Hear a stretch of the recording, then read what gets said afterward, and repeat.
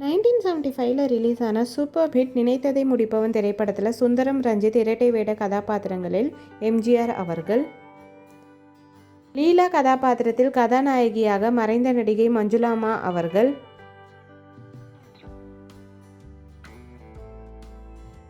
மோகனா கதாபாத்திரத்தில் இரண்டாவது கதாநாயகியாக ரஞ்சித்தின் காதலியாக நடிகை லதாமா அவர்கள், சீதா கதாபாத்திரத்தில் எம்ஜிஆரின் தங்கையாக நடிகை சாரதா அவர்கள், டிஐஜி கதாபாத்திரத்தில் மறைந்த குணச்சித்திர நடிகர் பிலி சிவமையா அவர்கள், போலீஸ் ஆபீசர் ஜெகதீஷ் கதாபாத்திரத்தில் மறைந்த நடிகர் எஸ். ஏ. அசோகனையா அவர்கள்,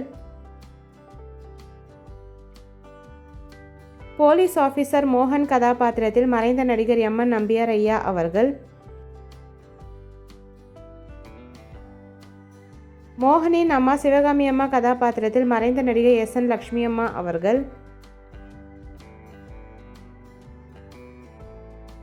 குக் கதாபாத்திரத்தில் மறைந்த நகைச்சுவை நடிகர் ஐசரிவேலன் அவர்கள்,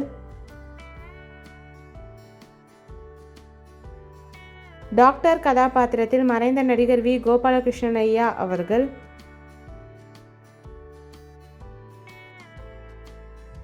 கந்தசாமி கதாபாத்திரத்தில் சுக்கு காப்பி வியாபாரியாக மறைந்த நகைச்சுவை நடிகர் தேங்காய் ஸ்ரீனிவாசன் ஐயா அவர்கள், ரஞ்சித்தின் அடியாளாக கேசவன் கதாபாத்திரத்தில் மறைந்த நடிகர் எஸ். ராமதாஸ் ஐயா அவர்கள், சுஷீலா கதாபாத்திரத்தில் எம்ஜிஆரின் சித்தியாக மறைந்த நடிகை எம். எஸ். சுந்தரிபாய் அம்மா அவர்கள், போஸ்ட்மேன் கதாபாத்திரத்தில் மறைந்த நகைச்சுவை நடிகர் இடிச்சப்புலி செல்வராஜ் ஐயா அவர்கள்.